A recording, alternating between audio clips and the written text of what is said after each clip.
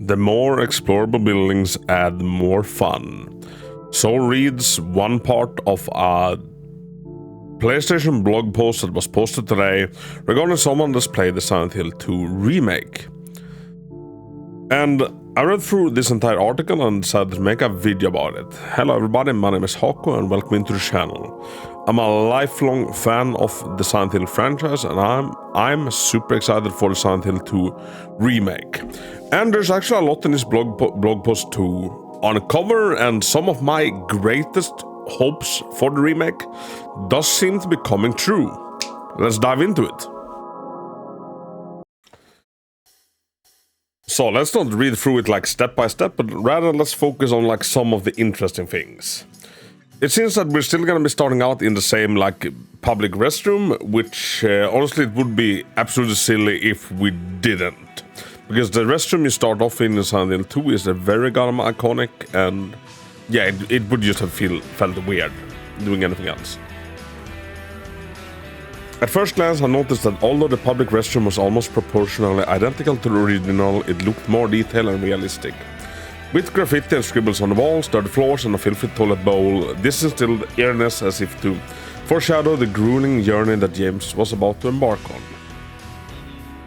And a new immersive over-the-shoulder perspective. Now the camera is gonna be like a lot closer to James, like much more akin to like more modern survival horrors, like Resident Evil 4 Remake, like Dead Space Remake, etc. Thickening fog shrouding James's state of mind. In the original game, the observation deck in the opening scene was shrouded in fog, whereas in the view is clear in the remake.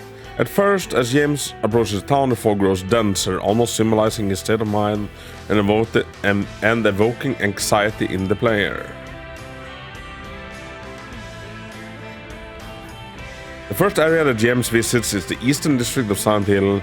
At first, the in-game map didn't look much different from what I remember in the original, but I was soon proven wrong. The houses, apartments, shops and other buildings are dramatically improved, with intricate details that were not present in the original. The detailed chairs, flower pots, abandoned trash and other props are all faithfully recreate the ambience of the fog-shrouded streets of Silent Hill.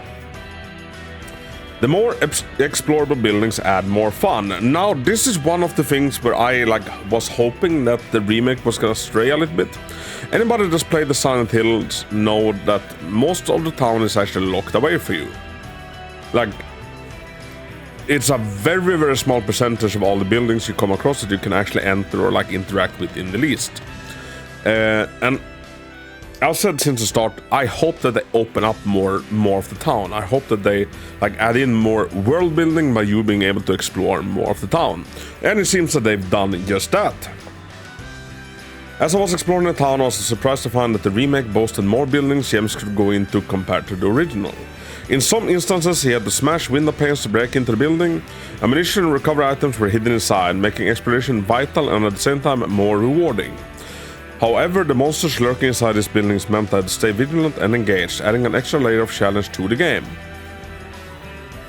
And yeah, here we can see a lying figure being inside the shop. Is it a music shop that James has just entered?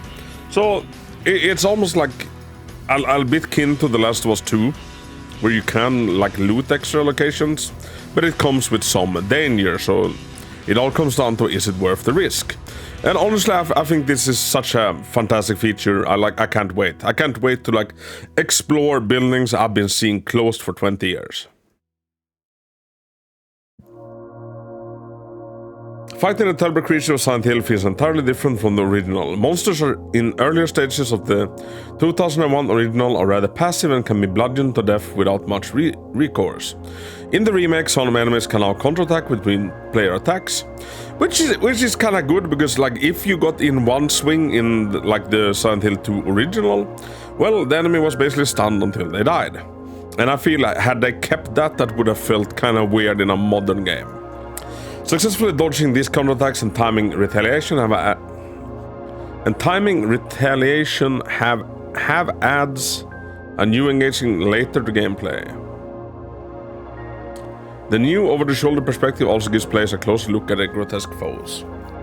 True, and here we can see Quite a famous shot of like them being in the pool with the baby carriage. Puzzles that challenge your wisdom and observation skills. I had a chance to play new puzzles where I had to collect multiple items to combine in order to solve them.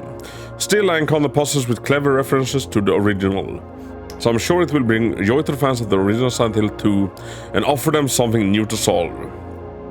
It is also good to know for those who are not avid puzzle solvers that the difficulty level for puzzles can be set separately from that of game action elements and such as combat level. Now this is great. The original Silent Hill 2 also has this, like you can set one difficulty level for the riddles and then one for combat. So they kept that. Newly renovated apartments. Remember the Woodside apartments and the Blue Creek apartment from the beginning of the story? Well, their layouts have changed significantly from the original version. While the overall story remains the same, their location where James finds items and puzzles and encounter enemies are entirely different, consequently challenging returning players to come up with a new approach to the remake. Fans of the 2001 original remember loading screens when traversing between rooms. In the remake, James can seamlessly move around the building.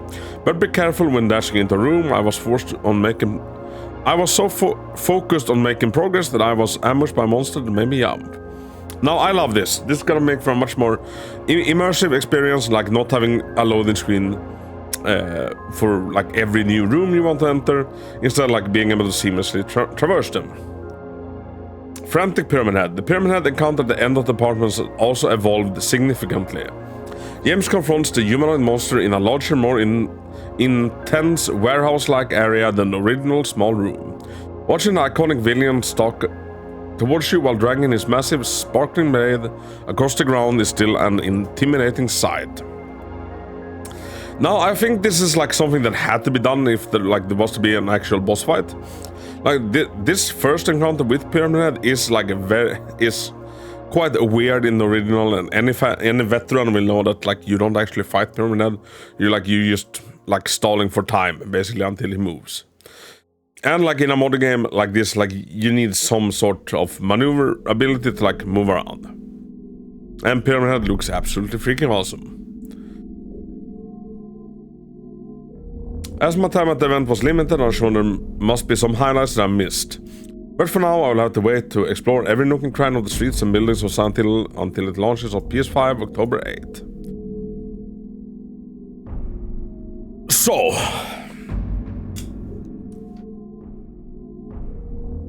I think this sounds great, honestly. I'm super happy to like get more info. I'm super happy to hear that like you can explore more buildings. Like exploration, I think is gonna be like one of my highlights of the remake. And what I want from this remake is like a more immersive Silent Hill experience. I love Silent Hill 2. It's one of my favorite games of all time. And being able to like experience it with modern graphics, with an increased immersion, with like a more freedom of like roaming around the town. And if I can then enter like more shops and stuff, like it will make the town of Silent Hill feel more alive. And I think we're in for a good ride. I try to keep my expectations in check, but I keep my hope up. So tell me there, viewer, are you excited about the Silent Hill 2 remake? What do you make of the blog post? Or did anything catch your eye? Are you worried about anything? Let me know down in the comments. And if you enjoyed the video, I'd super appreciate the thumbs up. But other than that, hope you have a fantastic rest of your day, and Hako out.